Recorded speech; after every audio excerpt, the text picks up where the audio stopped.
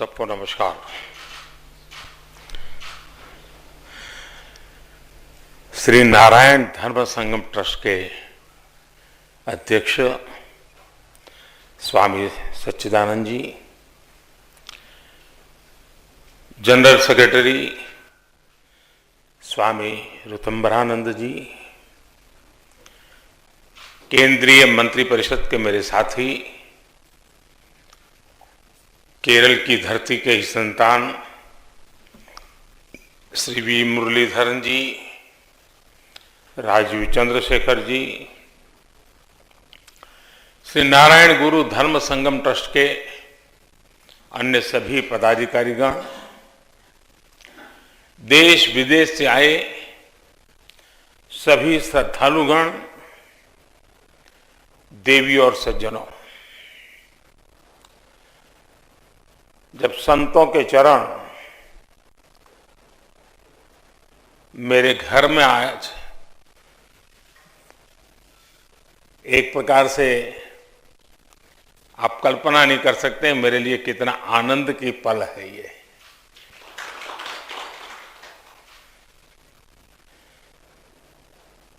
एला प्रियपट्ट मलयाली गलकुम अंडे बनी तमाया नमस्कारम भारतिंडे आध्यात्मिक चैतन्यमा श्री नारायण गुरुदेवन अद्यहतिंडे जन्मतालु धन्य मागपट्ट पुण्यभूमि आण केरलम। संतों की कृपा और श्री नारायण गुरु के आशीर्वाद से मुझे पहले भी आप सबके बीच आने का अवसर मिला है। शिवगिरी आकर के आप सबके आशीर्वाद लेने का सौभाग्य मिला है और मैं जब भी वहां आया उस आध्यात्मिक भूमि की ऊर्जा को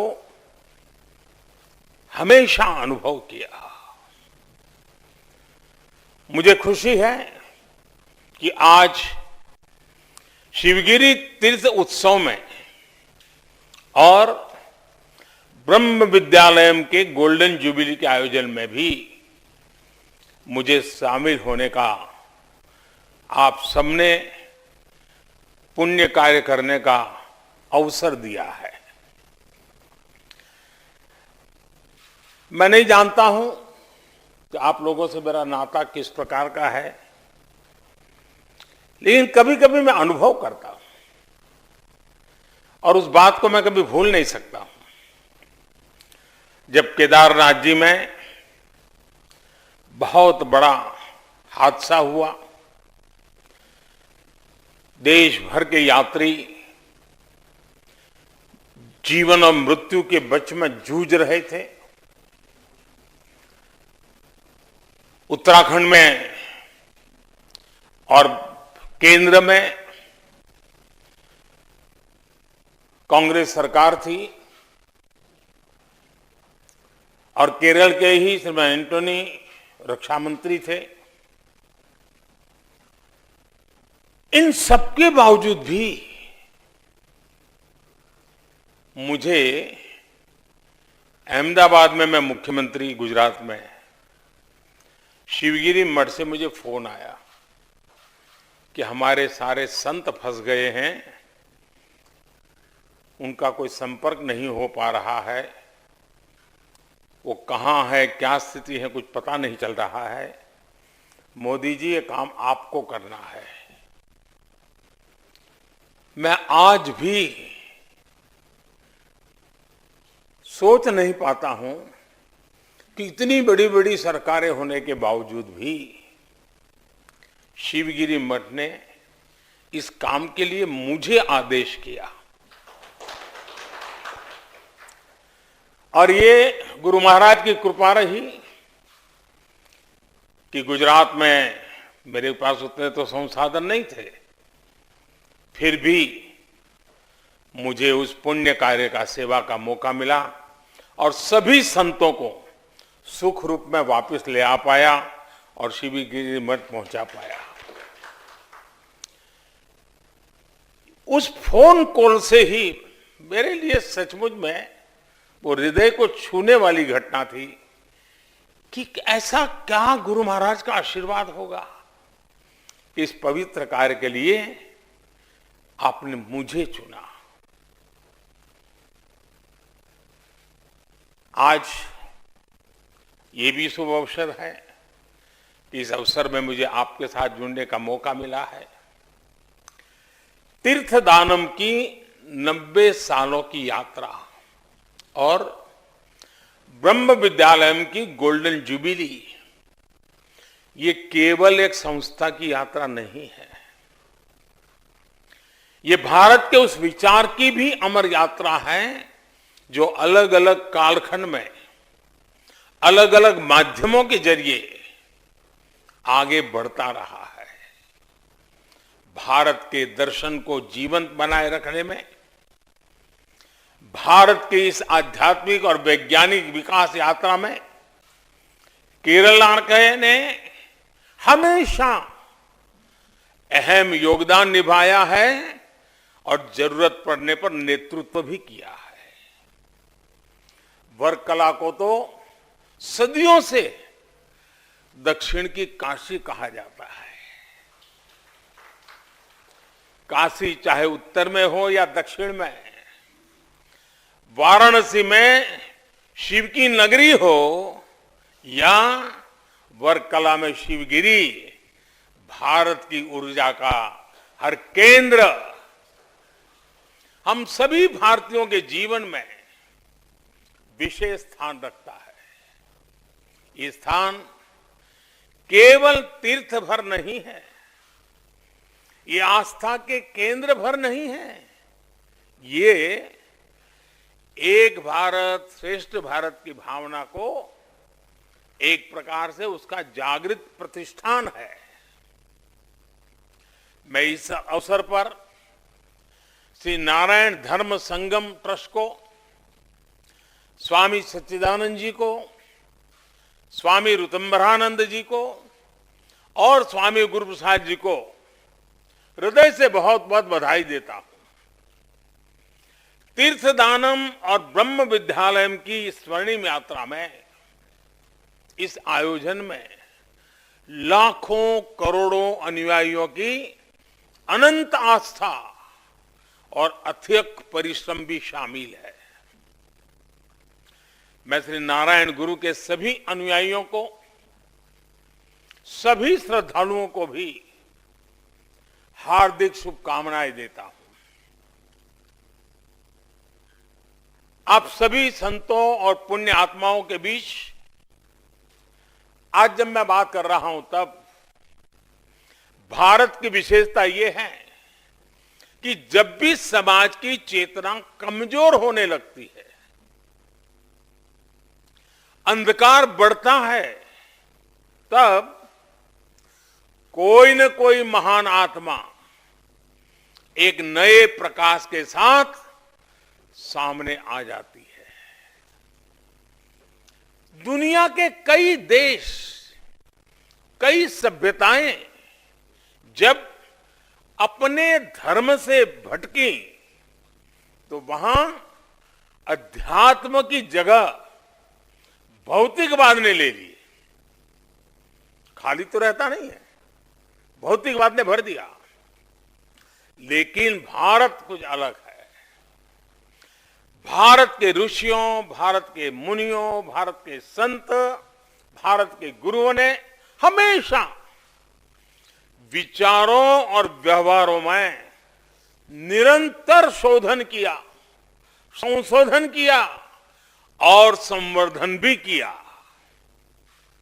श्री नारायण गुरु ने आधुनिकता की बात की, लेकिन साथ ही उन्होंने भारतीय संस्कृति और मूल्यों को समृद्ध भी करने का निरंतर काम किया।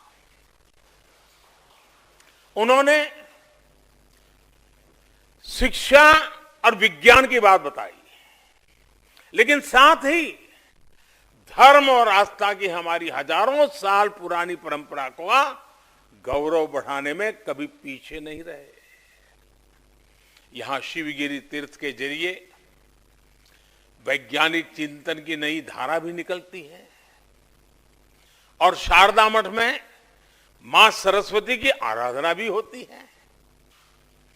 नारायण गुरु जी ने धर्म को शोधित किया, परिमार्जित किया, समयानुकूल परिवर्तन किया, काल बाह्य चीजों को छोड़ा। उन्होंने रूढ़ियों और बुराइयों के खिलाफ अभियान चलाया और भारत को उसके यथार्थ से परिचित करवाया। और वो कालखंड सामान्य नहीं था। रूढ़ियों के खिलाफ खड़ा होना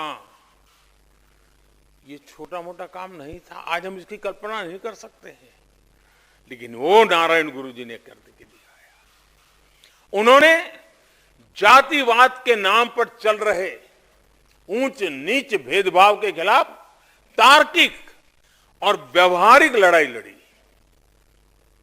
आज नारायण गुरु जी की उसी प्रेरणा को लेकर देश गरीबों, दलितों, पिछड़ों की सेवा कर रहा है। उन्हें उनके हक का जो मिलना चाहिए, उनको जो अधिकार मिलना चाहिए, उसको, उन अधिकारों को देना, ये हमारी प्राथमिकता रहा है।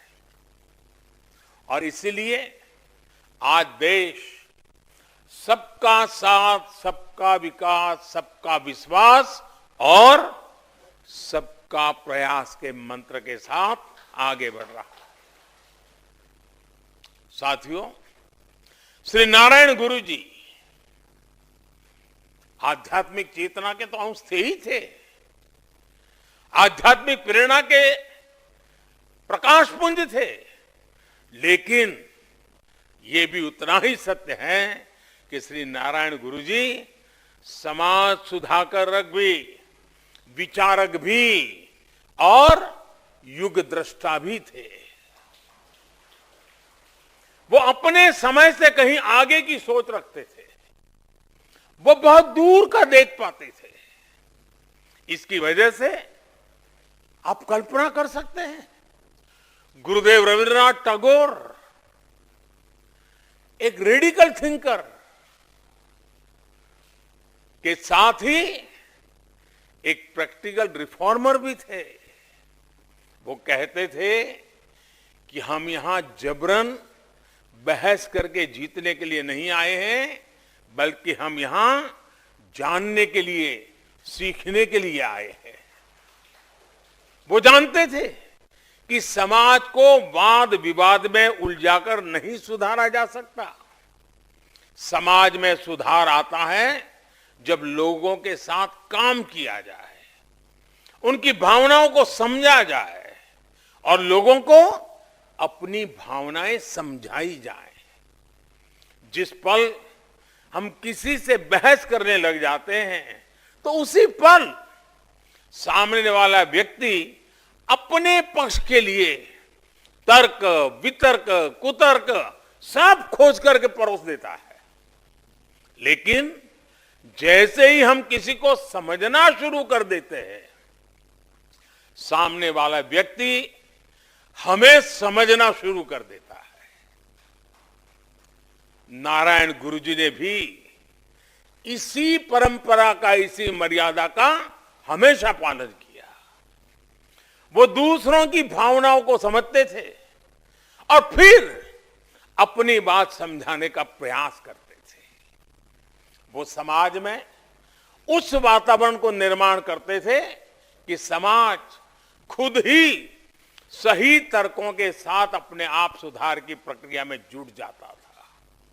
जब हम समाज में सुधार के इस मार्ग पर चलते हैं, तो फिर समाज में स्वयं सुधार की एक शक्ति भी जागृत हो जाती है। अब जैसे हमारी सरकार ने बेटी बचाओ बेटी पढ़ाओ अभियान शुरू किया। कानून तो पहले भी थे, लेकिन बेटियों की संख्या में सुधार हाल ही के कुछ वर्षों में हो पाया है। ऐसा इसलिए हुआ क्योंकि हमारी सरकार ने समाज को सही बात के लिए प्रेरित किया, सही वातावरण तैयार किया। लोगों को भी जब लगा कि सरकार सही कर रही है तो स्थितियों में तेजी से सुधार भी आने लग जाता है और सच्चे अर्थ में सबका प्रयास उसके फल नजर आते हैं।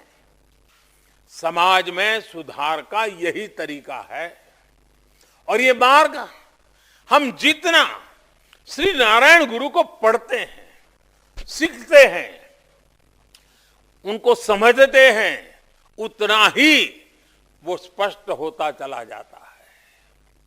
साथियों, श्री नारायण गुरु ने हमें मंत्र दिया था, औरु झांथी औरु मथम औरु देवम मनुष्यम।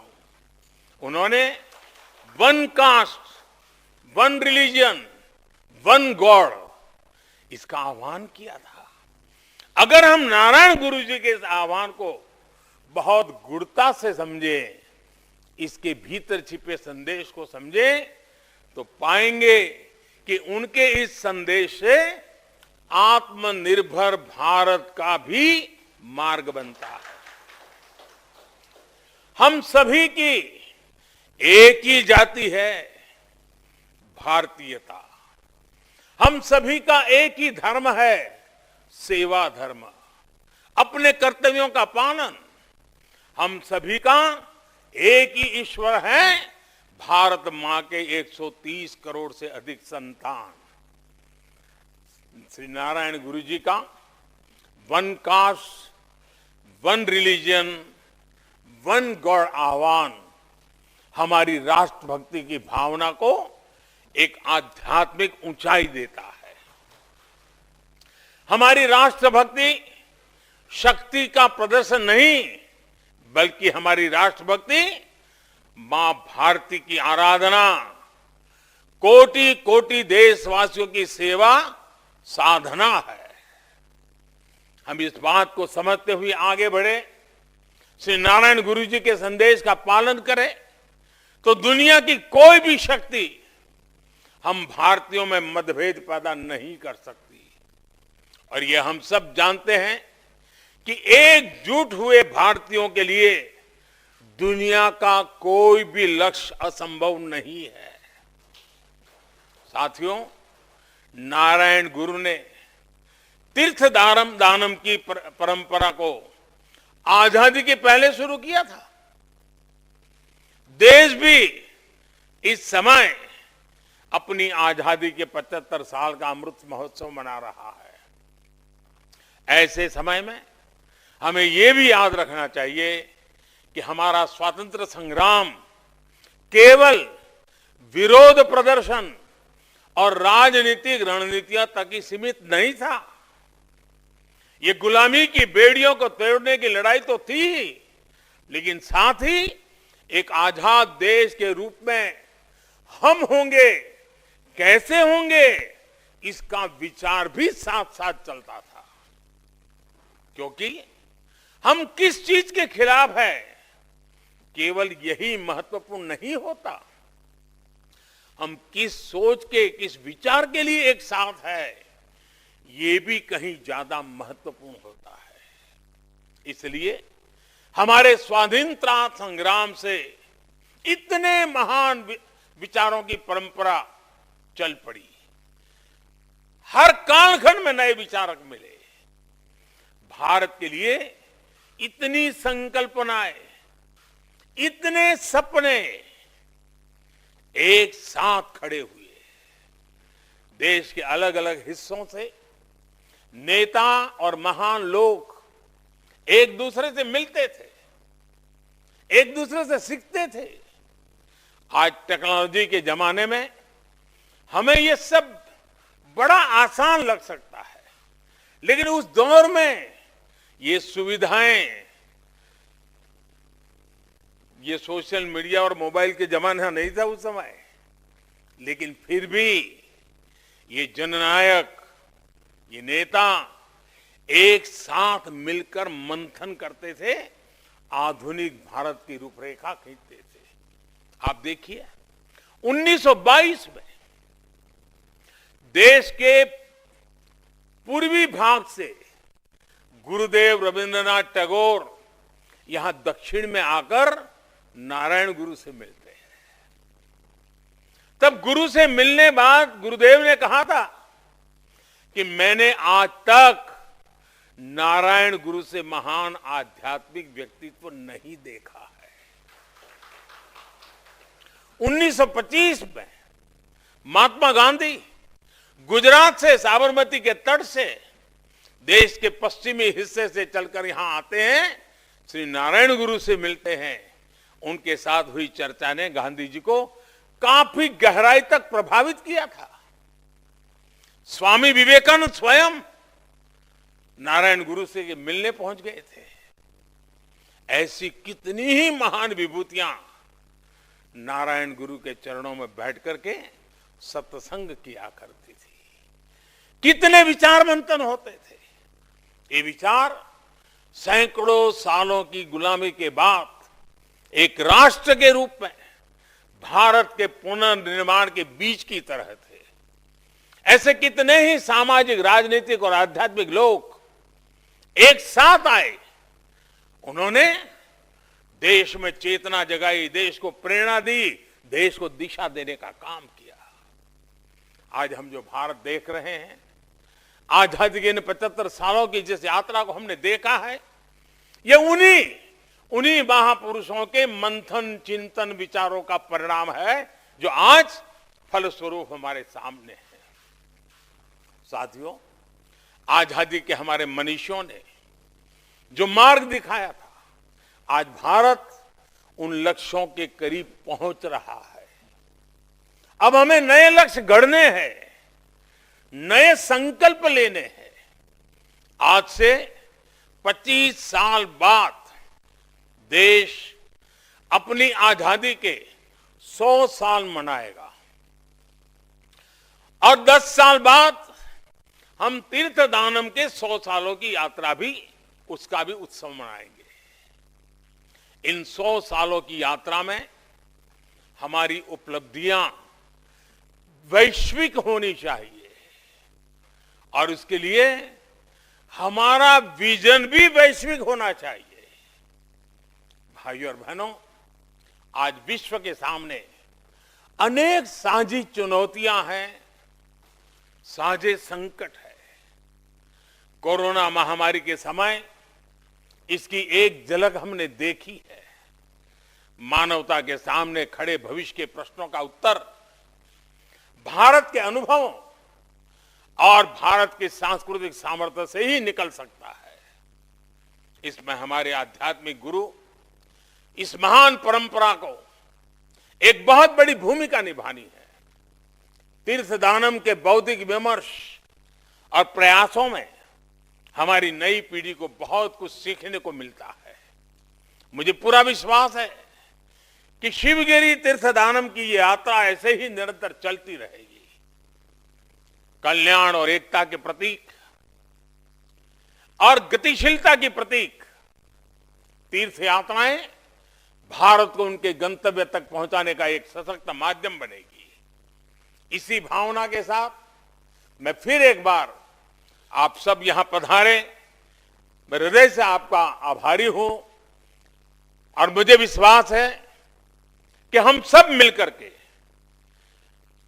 जो सपने, जो संकल्प आपने लिए हैं, मुझे भी एक सत्संगी के रूप में, एक भक्त के रूप में आपके इन संकल्पों के साथ जुड़ना मेरा अहोभाग्य होगा, मेरे लिए गौरव होगा। मैं फिर एक बार आप सबका स्वागत